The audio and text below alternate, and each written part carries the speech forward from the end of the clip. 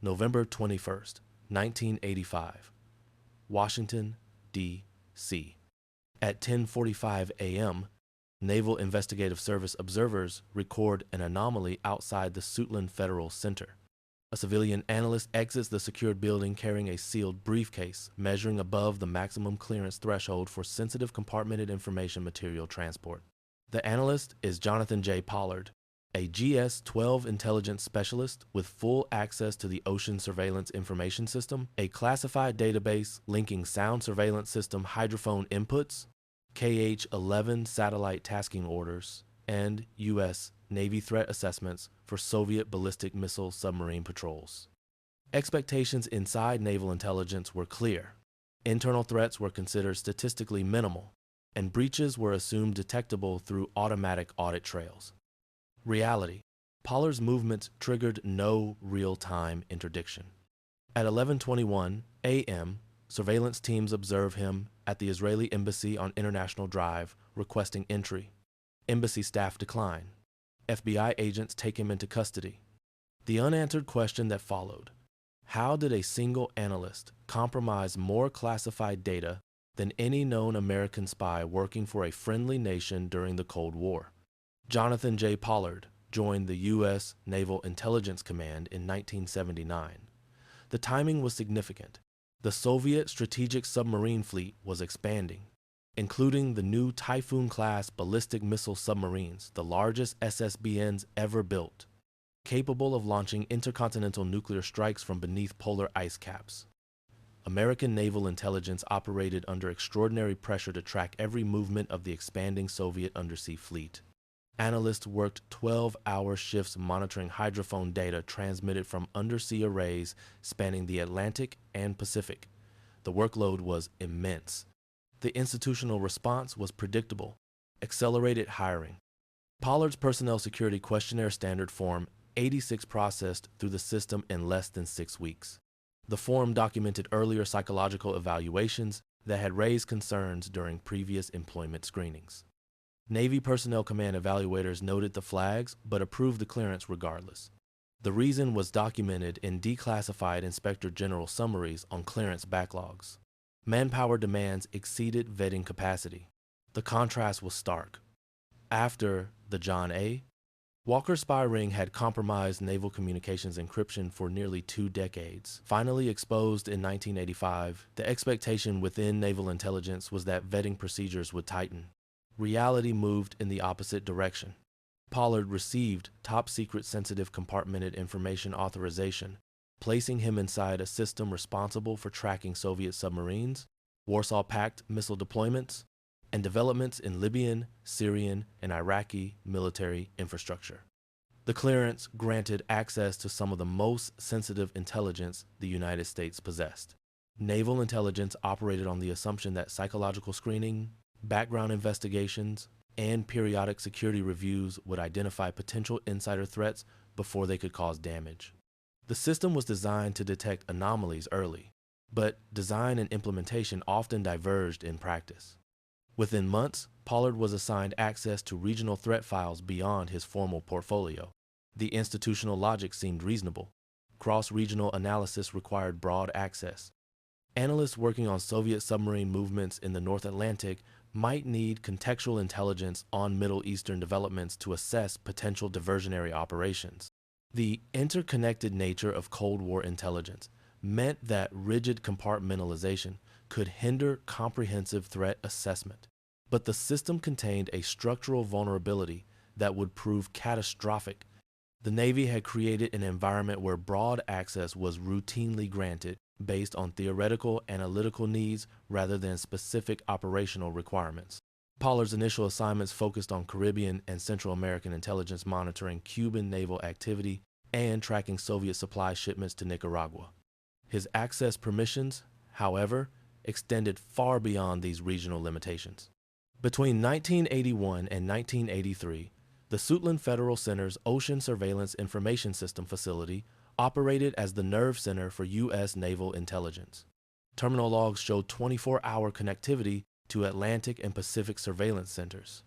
The system integrated data from multiple sources: sound surveillance system, hydrophone arrays detecting submarine acoustic signatures at extended ranges, signals intelligence intercepts from National Security Agency stations monitoring Soviet naval communications, and satellite imagery from KH-9 Hexagon and KH-11 Kennan reconnaissance platforms, providing visual confirmation of surface vessel movements and port activities. The information flowing through these terminals represented the most sensitive maritime intelligence the United States possessed. Submarine tracking data revealed not just locations, but patrol patterns, operational depths, acoustic signatures, and maintenance schedules. This information allowed the U.S. Navy to predict Soviet submarine deployments and maintain continuous surveillance of ballistic missile submarine patrols that formed the survivable component of Soviet nuclear deterrence. The strategic value was immense. The vulnerability was equally significant. Doctrine required strict need-to-know limitations. Each analyst was theoretically restricted to compartmentalized data relevant to specific assignments. Glenn Wolfe, Stephen Stern, and other Naval Criminal Investigative Service administrative supervisors understood the policy. Compartmentalization was not merely bureaucratic procedure, it was a fundamental security principle designed to limit damage from potential breaches. If an analyst with access to Atlantic submarine tracking was compromised, the breach would not automatically expose Pacific operations or satellite reconnaissance schedules. But 1980s audit reports later described compartment discipline deficiencies throughout the system. The reality on the ground was different from the policy on paper. Analysts with ocean surveillance access could request raw data feeds without secondary verification. An analyst could submit a data request through the terminal system, provide minimal justification, and receive classified material from compartments theoretically outside their clearance scope. The system relied on analyst self-discipline and supervisory oversight. Neither proved adequate. The gap between policy and practice created the opening Pollard would exploit. By 1983, Pollard had begun requesting material across 5 different regional desks. His queries spanned Soviet submarine operations in the Barents Sea, Syrian air defense deployments near the Golan Heights, Libyan naval movements in the Mediterranean, and Pakistani nuclear development programs. To colleagues monitoring workload distribution, the pattern appeared unusual but not necessarily suspicious. Naval intelligence encouraged comprehensive analysis. The culture rewarded initiative and broad thinking. Analysts who demonstrated ability to synthesize intelligence across multiple theaters were valued for their strategic perspective. Pollard's requests were approved because they fit within this institutional culture. No one questioned whether the breadth of his inquiries exceeded legitimate analytical requirements. Then, in late 1983, a co-worker filed an internal report. Pollard had been observed removing multi-inch binders of classified documents from secure storage vaults under the pretext of weekend research. The justification seemed plausible. Analysts frequently worked extended hours on urgent assessments, but the volume was abnormal. A typical analyst might check out a single binder for a weekend review. Pollard was removing multiple binders at a time. The documents were classified at top secret and sensitive compartmented information levels, meaning they required secure storage at all times and could only be reviewed in authorized facilities. Removing them from the building violated fundamental security protocols. Naval Criminal Investigative Service agents reviewed the report. Supervisors filed early memos noting irregular retrieval patterns. The expectation within the security apparatus was clear. Documented anomalies triggered escalating disciplinary procedures, including formal investigation, suspension of clearance pending review, and potential termination. Security protocols existed precisely to address these situations before they could escalate into actual breaches. The actual response was minimal administrative action. Pollard received a verbal warning. His clearance remained active. His access continued uninterrupted. The failure to act reflected broader institutional dysfunction.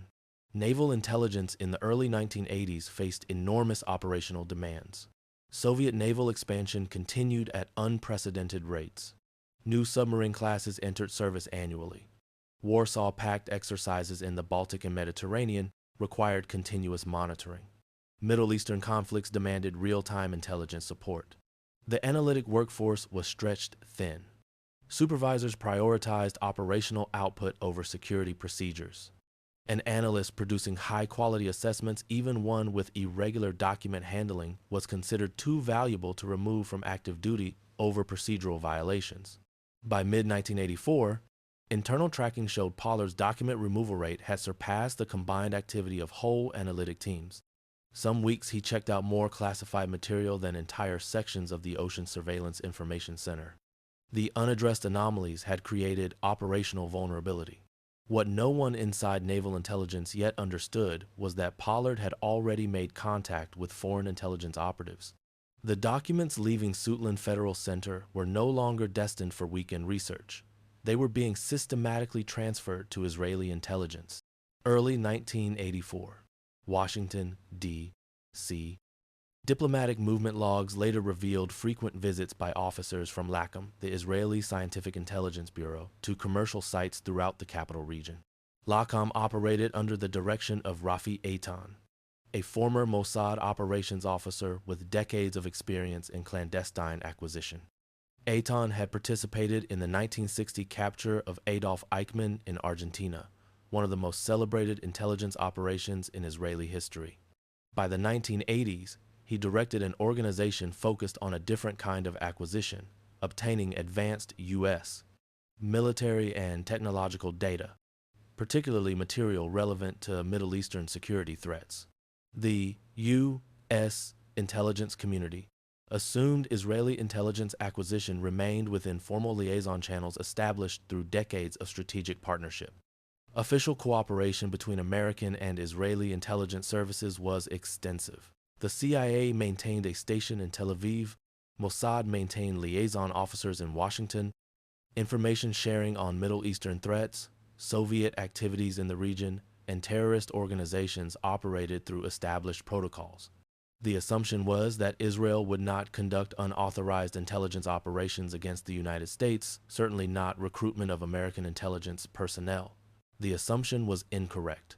In early 1984, Pollard initiated contact with LACM operatives, including Aviam Sella, a colonel in the Israeli Air Force who had flown combat missions in the 1973 Yom Kippur War and the 1982 Lebanon War. Sella was not a professional intelligence officer, but rather a decorated combat pilot temporarily assigned to LACM for recruitment operations. Also involved were Yossi Yagur, the science attaché at the Israeli embassy who used diplomatic cover for intelligence activities, and Irit Erb, a LACM coordinator responsible for logistics and operational security. The mechanics of recruitment followed standard tradecraft. Initial approach to assess willingness, capability assessment to determine access and value, establishment of operational security protocols, and implementation of document transfer procedures. The initial approach remains somewhat unclear in declassified records whether Pollard volunteered his services or whether Israeli operatives targeted him based on known access. Either way, the recruitment succeeded rapidly. Within weeks of the first meeting, LACM operatives had implemented systematic extraction procedures. Pollard began delivering multi-kilogram packages of classified material. The operational security was surprisingly lax given the professional backgrounds of the Israeli handlers. Pollard used his authorized access to request documents from multiple compartments, remove them from secure facilities using LACM-provided briefcases modified with false bottoms, and deliver them to apartments rented by Israeli operatives in the Washington area. The material was photographed using high-resolution cameras, duplicated on Xerox machines capable of reproducing classified documents without degradation, and returned to Pollard for replacement in classified storage before its absence could be detected through routine inventory checks. The cycle repeated with increasing frequency throughout 1984 and 1985. The volume of material transferred was extraordinary. Intelligence operations typically measured document transfer in pages. The Pollard operation transferred material measured in pounds. Individual deliveries sometimes involved multiple briefcases, each containing hundreds of pages of top-secret and sensitive compartmented information documents. The Israeli operatives photographed everything, creating a comprehensive archive of U.S. naval intelligence, Middle Eastern assessments, and signals intelligence capabilities. The material was then transmitted to Tel Aviv through diplomatic pouches that were immune from U.S. customs inspection under international treaty protections. Israel formally acknowledged Pollard as an intelligence agent in 1998, more than a decade after his arrest. The acknowledgement came after years of Israeli government claims that Pollard had been a rogue operation not authorized by senior leadership. The 1998 statement contradicted these earlier claims, confirming that Pollard was a paid operative working under formal Israeli intelligence direction. The acknowledgement confirmed what damage assessments had already established. LACM had initiated and directed one of the most successful intelligence penetrations of U.S. military systems during the Cold War era. Between 1984 and 1985, the material flowing from Suitland Federal Center to LACM operatives represented an intelligence breach of extraordinary scope. Xerox duplication logs later recovered during post-arrest searches of LACM-operated apartments showed rapid copying of submarine analysis packets, missile threat assessments, and signals intelligence operational guides. The technical specifics of the compromised material demonstrated the breadth of Pollard's access and the systematic nature of the intelligence collection operation. Delta III and Typhoon-class SSBN patrol models. Soviet ballistic missile submarines represented the most survivable component of Moscow's nuclear triad. Unlike land-based ICBMs in fixed silos or bomber aircraft vulnerable to preemptive strikes, ballistic missile submarines could remain undetected beneath the ocean for months at a time. U.S. Navy ocean surveillance maintained continuous tracking of patrol routes, operational depths, acoustic signatures, and communication schedules for Soviet submarines deployed in Atlantic and Pacific waters. This tracking data was derived from sound surveillance system hydrophone arrays, satellite surveillance of submarine bases, and signals intelligence intercepts of Soviet naval communications. Pollard supplied complete patrol models to Israeli intelligence. These models revealed not just where Soviet submarines were currently located, but predictive patterns showing likely future positions based on historical data. Electronic intelligence operational guides. The U.S. Pacific and Atlantic fleets relied on signals intelligence to monitor Soviet naval communications, track Warsaw Pact exercises, and anticipate deployments. The operational guides Pollard compromised contained the specific procedures, frequencies, and decryption methodologies used by American ELINT collection platforms. This information allowed adversaries who obtained it, whether directly from Israel or through subsequent intelligence sharing, to understand which communications were vulnerable to interception and which methods the U.S. used to decrypt encoded Soviet naval signals. Compromising ELINT procedures rendered entire collection programs ineffective because adversaries could modify their communications protocols to avoid interception. ICBM threat maps. Minuteman and MX missile systems formed the ground-based component of U.S. nuclear deterrence. The threat maps Pollard provided included Soviet missile coverage estimates showing which U.S. targets were within range of specific Soviet ICBM installations, launch trajectories calculated from intelligence on Soviet missile performance characteristics, and expected time to impact calculations used for civil defense planning and military response timing. This material revealed both U.S. strategic vulnerabilities, showing which American military installations and population centers were prioritized Soviet targets, and American assessments of Soviet capabilities, potentially revealing intelligence collection methods used to obtain performance data on Soviet missile systems. KH-11 imaging schedules. Satellite reconnaissance provided the primary means of verifying Soviet compliance with arms control agreements and monitoring military developments worldwide. The KH-11 Kinnan satellites represented the most advanced reconnaissance platforms in the U.S. arsenal, capable of near real-time imagery transmission and resolution sufficient to identify individual vehicles at military installations. Pollard's provision of satellite tasking orders documents showing when KH-11 platforms would be positioned over specific geographic locations potentially allowed adversaries to predict when American reconnaissance would be. Overhead. This enabled concealment of sensitive activities, movement of mobile missile launchers before scheduled satellite passes, and camouflage of construction activities at strategic installations. The compromise of tasking schedules degraded the value of billions of dollars in satellite infrastructure. Middle Eastern air defense grids. Full situational analyses of Syrian, Libyan, and Iraqi air defense networks included radar frequencies used by early warning and fire control systems.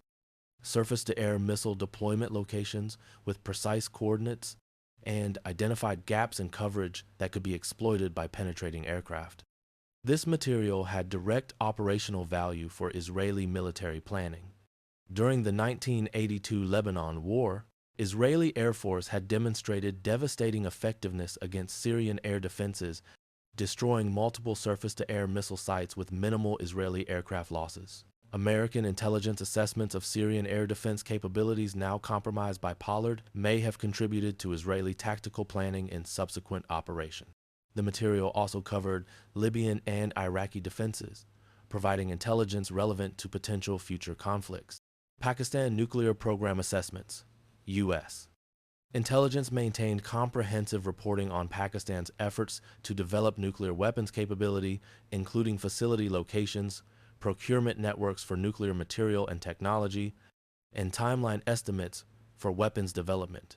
This intelligence came from satellite reconnaissance, signals intelligence, and human sources within Pakistan's nuclear establishment. Pollard supplied these assessments to Israeli handlers, providing insight into proliferation threats beyond the Middle East. Pakistan's nuclear program represented a significant strategic concern for both the U.S. and Israel. The possibility of Islamic nuclear weapons capability threatened regional stability and created risks of technology transfer to other nations or non-state actors. The 1987 classified damage assessment, later summarized in congressional briefings, described the volume as extraordinary. Some document transfers were measured not in pages, but in pounds. Individual binders weighed more than 10 pounds each. One damage assessment estimated that Pollard had compromised enough material to fill a large room. The material flow compromised regional and global intelligence postures across multiple theaters of Cold War competition. If you're interested in understanding how intelligence failures shaped Cold War history, consider supporting Cold War Files. Your support helps us continue producing factual, documentary quality content on the Cold War era. The operational mechanics extended beyond document transfer. Bank records later presented as court exhibits confirmed steady deposits to Pollard's accounts inconsistent with his government salary. An intelligence analyst at Pollard's level earned a moderate federal salary. His bank statements showed substantial deposits beyond his salary during the active operational period. The financial transfers came directly from LACAM operatives, deposited as cash to avoid creating paper trails through international wire transfers or checks drawn on Israeli accounts. While Pollard would later claim ideological motivation, stating he acted to support Israeli security against Middle Eastern threats, the documentation told a different story. The operation involved systematic financial compensation. Monthly payments increased as the volume and sensitivity of delivered material escalated. Aviem Sella, Yossi Yagur, and Irit Erb maintained regular contact with Pollard throughout the active period. His wife, Ann Henderson Pollard, participated in document transfers and served as a courier on multiple occasions. She received separate compensation for her participation, creating a joint criminal enterprise rather than a single motivated individual acting from ideological conviction. The logistics involved magnetic tape drives for digital information stored in computer-readable formats, secure drop locations for physical document transfer, including apartments and commercial storage facilities, and coded communication protocols for scheduling meetings without creating telephone records that could be detected through routine counterintelligence monitoring. The operation demonstrated professional intelligence tradecraft executed with operational discipline. Pollard received training in basic surveillance detection techniques for identifying whether he was being followed by counterintelligence agents and document handling procedures to minimize evidence of his activities. The incentivized extraction increased in frequency as the operation matured. Internal Navy archival records showed Pollard's document pull volume rising 40% in 6 months during 1984 and 1985. The escalation went undetected because the system lacked effective oversight mechanisms. Supervisors who might have noticed the pattern were focused on operational demands rather than security monitoring. The institutional assumption remained that insider threats were statistically minimal and that existing protocols were adequate. Reality, once again, contradicted expectations. Then, in mid-1985, the audit systems finally triggered a response. early digital retrieval monitoring software flagged anomalous access levels. The software tracked three variables: volume of material accessed, breadth of compartments queried, and frequency of after-hours database connections. Pollard exceeded normal parameters on all three variables. An analyst with Pollard's portfolio and assignments should not have been requesting material across multiple unrelated compartments at the volume recorded in system logs. The software had been designed for exactly this purpose: early detection of insider threats through automated pattern recognition. But the response was delayed by bureaucratic backlog. The monitoring software generated automated alerts that were forwarded to security supervisors for review. But security supervisors in mid-1985 were overwhelmed with routine administrative tasks, background investigation updates, and responses to congressional inquiries about security procedures following the Walker spy ring exposure. The Pollard alerts sat in a queue for weeks before receiving substantive attention. Months passed between the initial flag and formal investigative action. During this delay period, Pollard continued transferring classified material to Israeli operatives. The intelligence damage expanded while bureaucratic processes ground forward. Naval Criminal Investigative Service agent David Falk was assigned to review the case in mid-1985. Falk had experience investigating security violations and was familiar with the technical systems generating the alerts. His initial review confirmed the software assessment. Pollard's access patterns were inconsistent with legitimate analytical requirements. Concurrently, analysts working alongside Pollard independently submitted complaints about his request for material outside normal operational parameters. One analyst reported that Pollard had requested detailed assessments on Pakistani nuclear facilities despite having no assignment requiring such information. Another noted repeated queries about Middle Eastern air defense systems unrelated to Pollard's Caribbean and Central American portfolio. The combination of algorithmic detection and human reporting finally triggered a formal joint Naval Criminal Investigative Service and FBI investigation. Declassified surveillance reports show the investigation escalated rapidly once initiated. FBI counterintelligence specialists joined the case, bringing expertise in monitoring foreign intelligence operations on U.S. soil. But valuable time had been lost. Pollard had been operating undetected for more than 18 months. The cumulative intelligence damage was already severe. Between October and November 1985, surveillance teams documented Pollard's meetings with Israeli officers. Photo surveillance captured encounters at restaurants, parks, and residential locations throughout the Washington area. Vehicle tracking confirmed repeated visits to apartments later identified as LACAM operational sites. The surveillance teams observed document transfers, briefcases changing hands in parking structures, and public locations selected for difficulty of observation. The evidence accumulated systematically. Investigators obtained warrants for telephone surveillance, recording coded conversations between Pollard and Israeli handlers, discussing meeting schedules and material requests. The investigation revealed operational security failures that would have been obvious to experienced intelligence officers. Pollard made little effort to conduct surveillance detection before meetings. He used his personal vehicle, easily trackable through license plate identification, for document transfers. He maintained regular contact with known Israeli intelligence operatives rather than using cutouts or intermediaries to obscure the relationship. The operational sloppiness suggested either overconfidence or inadequate training. Israeli handlers showed similar carelessness, meeting with Pollard in public locations and maintaining residences used for classified document processing without adequate security precautions. The decision was made to apprehend Pollard before he could destroy remaining evidence or flee the country. The timing was critical. Investigators wanted to gather maximum evidence to support prosecution, but delay risked losing the opportunity to secure physical evidence and prevent destruction of classified material still in Pollard's possession. The decision to move forward came in late November 1985. Surveillance would continue until Pollard made a move suggesting imminent flight risk, at which point arrest would proceed immediately. On the morning of November 21, 1985, Pollard became aware he was under observation.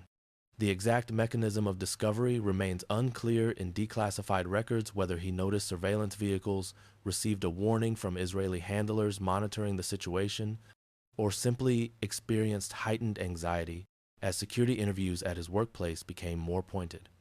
His response was immediate and revealing. he suddenly deviated from his normal routine and moved toward the Israeli embassy. The decision to seek sanctuary at the embassy indicated operational training standard protocol for intelligence operatives compromised in hostile territory. Soviet intelligence officers caught conducting espionage in the United States would attempt to reach Soviet diplomatic facilities where American law enforcement could not legally pursue them. Pollard applied the same logic, but Pollard had miscalculated the diplomatic realities governing Israeli-American relations. Embassy closed-circuit television later confirmed Pollard's arrival at approximately 11:00 m.m. The footage showed him approaching the embassy entrance carrying a briefcase, requesting immediate entry, and identifying himself to security personnel. Embassy security personnel faced a decision that would terminate the operation instantly. The expectation from Pollard's perspective was that Israel would provide sanctuary to protect an intelligence asset who had delivered enormous volumes of classified material over 18 months of productive operations. The reality was different. Embassy staff followed internal protocol and denied entry. The decision reflected calculated diplomatic assessment. Providing sanctuary to an American intelligence analyst caught committing espionage would severely damage U.S.-Israeli relations at a time when strategic cooperation was considered essential. Israeli Prime Minister Shimon Peres and his government had concluded that protecting one intelligence operative was not worth jeopardizing the broader U.S.-Israeli strategic partnership. That partnership included billions of dollars in annual military assistance, intelligence sharing on Soviet activities in the Middle East, and diplomatic support at the United Nations. Pollard's value as an intelligence source did not outweigh the diplomatic catastrophe that would follow if Israel openly harbored an American spy. Israeli government statements released in the 1990s confirmed the refusal. The statements described the decision as made by embassy security personnel following standard protocols prohibiting admission of foreign nationals seeking to evade law enforcement. The public explanation minimized Israeli government involvement. But subsequent revelations made clear the decision had been coordinated with Tel Aviv. Senior Israeli officials had authorized the denial, sacrificing Pollard to preserve the strategic relationship with Washington. FBI arresting agents took Pollard into custody outside the embassy compound. He was detained with classified material still inside his briefcase, physical evidence removing any possibility of denial. The operation was over. Ann Henderson Pollard was arrested separately at the couple's apartment. Searches of the residence recovered additional classified documents, photography equipment used to copy materials, and financial records documenting payments from Israeli operatives. The physical evidence was overwhelming. Pollard's interrogation began immediately at FBI headquarters in Washington. Standard procedure for espionage cases involved prolonged interrogation sessions designed to extract maximum information while the subject was still psychologically vulnerable from arrest. He admitted limited involvement but withheld details on the total volume of material passed to foreign handlers. His initial confession acknowledged providing classified documents to Israeli intelligence but minimized the scope, claiming he had only shared material relevant to Israeli security concerns and had never compromised information that could harm American national security. Standard interrogation techniques, document confrontation, timeline reconstruction, psychological pressure gradually extracted broader admissions. Interrogators presented Pollard with copies of classified documents recovered from Lackham apartments, forcing him to acknowledge each transfer. They reconstructed meeting schedules from surveillance logs, demonstrating the systematic nature of the operation. They presented bank records showing financial compensation, undermining claims of purely ideological motivation. Over multiple sessions spanning weeks, Pollard's admissions expanded. But even after extensive confession, significant questions remained unanswered. The extent of compromised data could only be estimated through laborious review of access logs, document tracking forms, and classification inventories. Technology assisted the investigation. Material tracking tools compared authorized document locations against checkout records, revealing hundreds of unaccounted items. Many documents had been checked out by Pollard, never returned, and were now presumed transferred to Israeli intelligence. Classified enclosure procedures allowed investigators to reconstruct some transfers based on courier logs and photographic evidence seized during searches of Lackham-operated apartments. The Xerox machines used to copy documents left trace evidence, slight variations in copying quality that could be matched to specific machines, allowing investigators to connect recovered copies to specific locations and dates. But the investigation could not definitively establish the complete inventory of compromised material. Some documents Pollard accessed electronically through computer terminals could have been printed without leaving physical tracking records. Material removed from secure storage and later replaced could go undetected if inventory audits were not conducted during the window of unauthorized removal.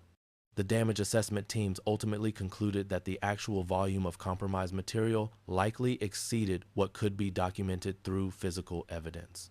This uncertainty would later play a significant role in sentencing considerations. The Department of Justice assembled the case throughout late 1985 and early 1986. The prosecution team included specialists in espionage law, counterintelligence prosecutors with experience handling classified evidence in court proceedings, and national security attorneys from the Justice Department's Internal Security Section. They faced a decision about charge severity. Espionage cases involving friendly nations historically resulted in lighter sentences than cases involving adversarial powers. An American caught spying for the Soviet Union could expect life imprisonment or potentially a death sentence. But espionage on behalf of allied nations, while still serious criminal conduct, had typically been treated less severely by federal courts. The volume of classified material compromised in the Pollard case exceeded anything in the historical record for allied espionage.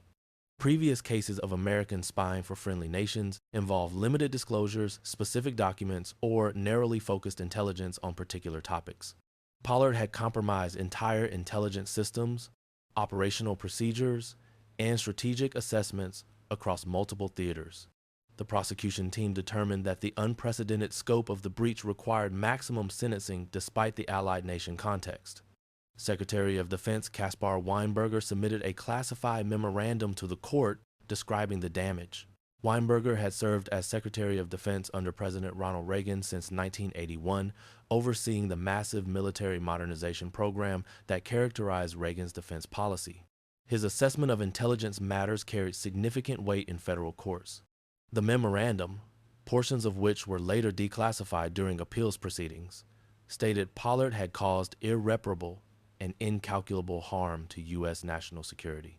Weinberger's assessment emphasized that the compromised material included sources and methods, the most sensitive category of intelligence classification.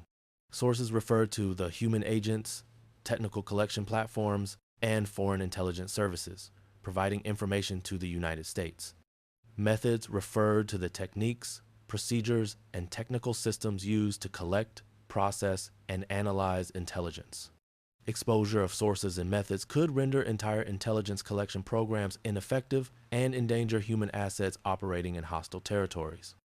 If Soviet intelligence obtained information about American sources within Soviet military institutions, potentially through Israeli intelligence sharing with Soviet contacts, those sources faced arrest, imprisonment, or execution. If adversaries learned American methods for intercepting and decrypting communications, they could modify their procedures to defeat collection, rendering billions of dollars in technical infrastructure obsolete. The Weinberger Memorandum argued that the diplomatic relationship between the United States and Israel was irrelevant to damage assessment. Classified material transferred to Israeli intelligence could subsequently be shared with other nations through intelligence exchanges, sold to third parties for diplomatic advantage, or even compromised through Soviet penetrations of Israeli intelligence services.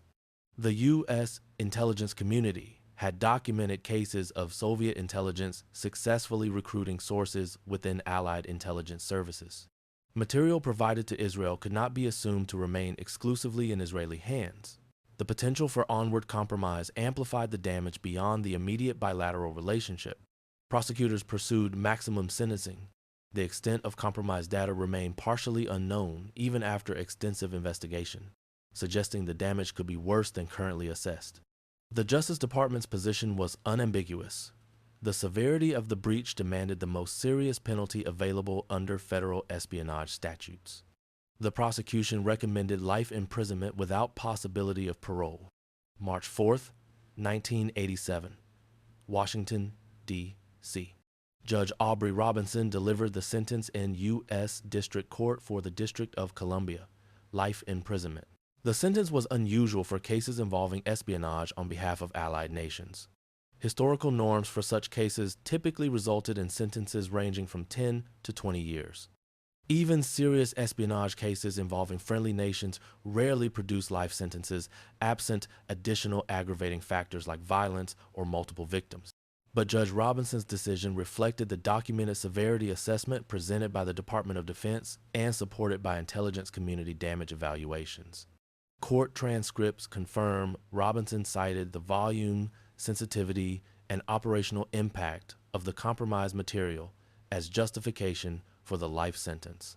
He noted that Pollard had violated the highest trust placed in intelligence personnel, had been motivated at least partially by financial gain, and had shown no genuine remorse during the proceedings. The decision represented the most severe penalty ever imposed on an American who spied for a U.S. ally during the Cold War era. Ann Henderson Pollard received a 5-year sentence for her role as an accomplice, reflecting her lesser involvement in the actual intelligence transfers. Pollard entered long-term federal custody. He was initially housed at a maximum security facility before transfer to medium security institutions. Intelligence reforms were initiated quietly within Navy systems even before the sentencing was complete. The case had exposed systemic vulnerabilities that required immediate remediation. Senior leadership within naval intelligence recognized that procedural fixes alone would be insufficient to cultural assumptions, enabling Pollard's activities needed fundamental revision. Between 1987 and 2015, Jonathan Pollard served 30 years in federal custody. The first 7 years were spent in a special housing unit under strict communication monitoring. Special housing units, commonly called administrative segregation or solitary confinement, restrict inmate contact with other prisoners and limit outside communication to prevent coordination of intelligence activities or message. Transmission to foreign handlers. Inmates in special housing units typically spend 23 hours per day in individual cells, with 1 hour allowed for recreation in isolated exercise areas.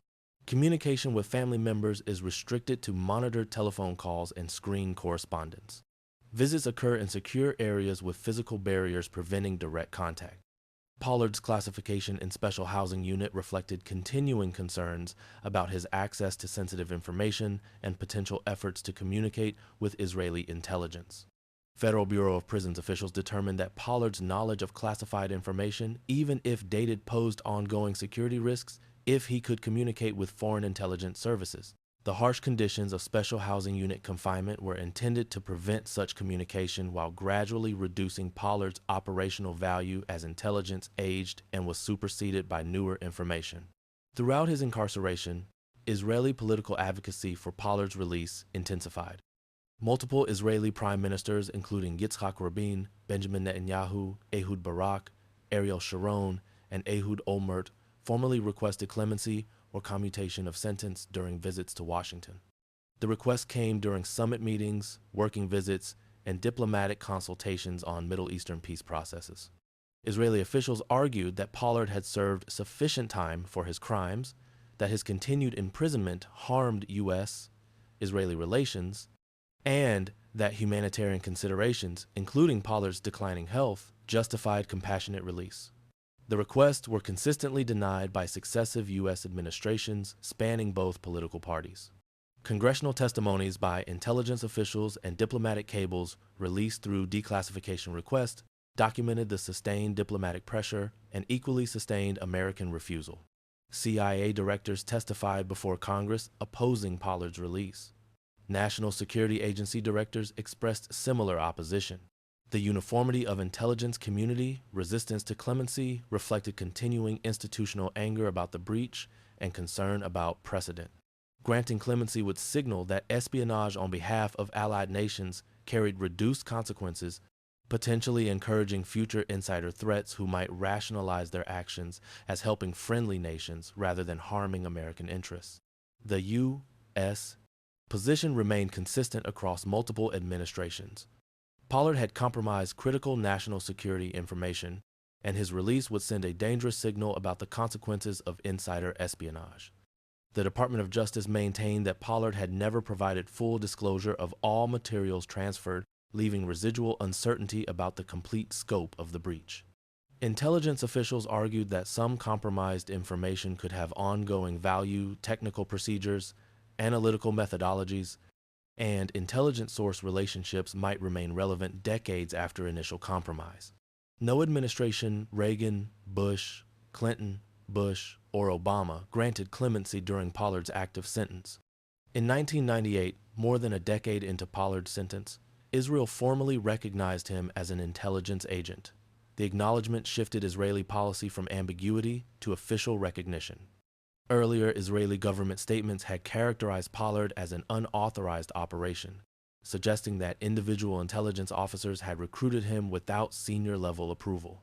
The 1998 acknowledgement contradicted these claims.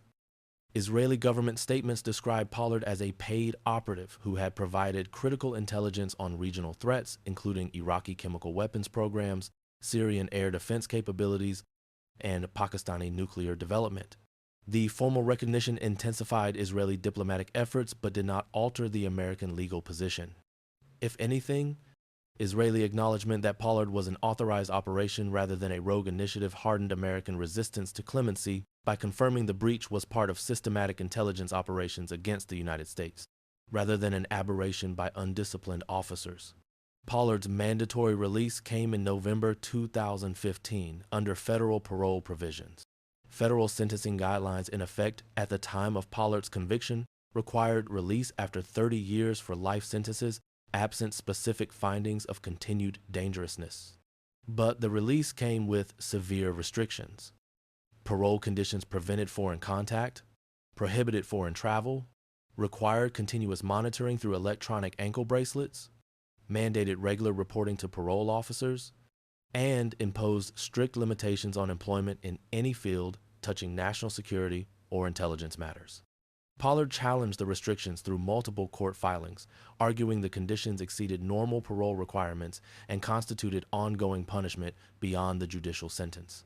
The legal challenges focused on provisions requiring computer monitoring software on any device. Pollard used software that allowed parole officers to review all internet activity, email correspondence, and document access. Pollard's attorneys argued these provisions were unnecessary given that 30 years had passed since his espionage activities and the intelligence he possessed was thoroughly outdated. The government countered that Pollard's analytical skills, understanding of intelligence systems, and potential access to former intelligence community colleagues justified extraordinary monitoring. The legal challenges continued for 5 years through multiple court levels. In November 2020, a federal court terminated the parole restrictions. The court found that 35 years after Pollard's arrest, the intelligence he had compromised was sufficiently dated that extraordinary restrictions no longer served legitimate supervision purposes. Within weeks, Pollard relocated to Israel. His arrival was covered extensively in Israeli media. Prime Minister Benjamin Netanyahu welcomed him publicly, describing Pollard's arrival as closing a difficult chapter in Israeli-American relations. American intelligence officials offered no public comment, though private reactions among former intelligence personnel remained hostile. The Pollard case triggered comprehensive reforms across U.S. military intelligence. The reforms addressed the specific vulnerabilities Pollard had exploited, while implementing broader structural changes to prevent similar breaches. The changes reflected lessons learned not just from Pollard, but from other contemporary insider threat cases, including the Walker spy ring and subsequent espionage investigations throughout the 1980s and 90s. Strengthened compartmentalization. New protocols required secondary authorization for any data access request outside an analyst's primary portfolio. Cross-compartment requests triggered automatic supervisory review and written justification requirements documenting why specific information was necessary for assigned tasks. The reforms closed the gap between policy and enforcement that had enabled Pollard's unauthorized extractions. Implementation involved technical modifications to database access systems, installing additional authentication requirements, and creating audit trails for every information request. Random audit protocols. Automated systems implemented random, unannounced audits of analyst activity. The audits compared access patterns against assignment requirements, flagging deviations for immediate investigation. Unlike the earlier systems that generated alerts requiring manual review, The new systems automatically escalated anomalies to multiple supervisory levels simultaneously, preventing bureaucratic delays. The system removed the single-point failures that had slowed detection in Pollard's case. Analysts whose access patterns triggered alerts faced immediate security interviews rather than months-long delays while alerts sat in administrative queues. Multi-signature data access. Removal of classified material from secure facilities required multiple authorizations, eliminating single-point vulnerabilities. An analyst requesting to remove classified documents from a secure facility needed approval from their immediate supervisor, a security officer, and a senior manager. Document tracking systems implemented real-time monitoring using barcoded materials and electronic scanning systems, making unauthorized removal immediately detectable. If a document was checked out to an analyst but not returned within the authorized time window, automated alerts notified security personnel immediately rather than waiting for periodic inventory audits. The reforms were documented in classified assessments by the House Permanent Select Committee on Intelligence and the Senate Select Committee on Intelligence throughout the late 1980s and early 1990s. Declassified portions of these assessments, released in 1999, summarized the strategic lessons derived from the Pollard case. The Congressional Review noted that technological solutions alone were insufficient. Cultural change within the intelligence community was equally critical. The assumption that cleared personnel were trustworthy by default needed replacement with continuous verification and monitoring. The House Intelligence Committee's 1999 summary captured the essential lesson in a single sentence. The most dangerous breach is not always conducted by an adversary, but by a trusted insider. The statement reflected a fundamental reality of intelligence security. External threats can be defended against through counterintelligence operations, surveillance, and defensive measures. Foreign intelligence officers attempting to penetrate American facilities face physical security barriers, surveillance detection, and counterintelligence monitoring.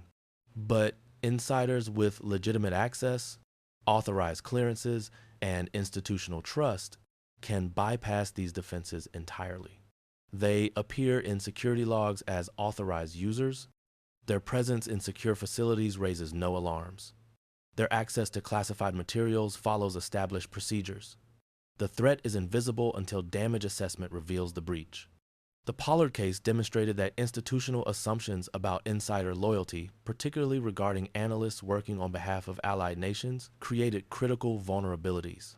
Security officials had assumed that espionage on behalf of friendly nations was unlikely because the strategic alignment between the United States and its allies meant that intelligence sharing through official channels would provide most valuable information without requiring espionage.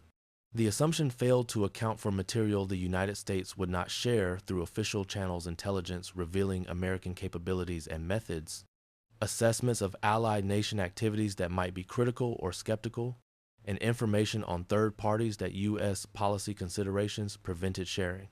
The reforms implemented after Pollard's arrest acknowledged that effective security required skepticism about all personnel with access to classified material, regardless of stated motivations or perceived loyalty.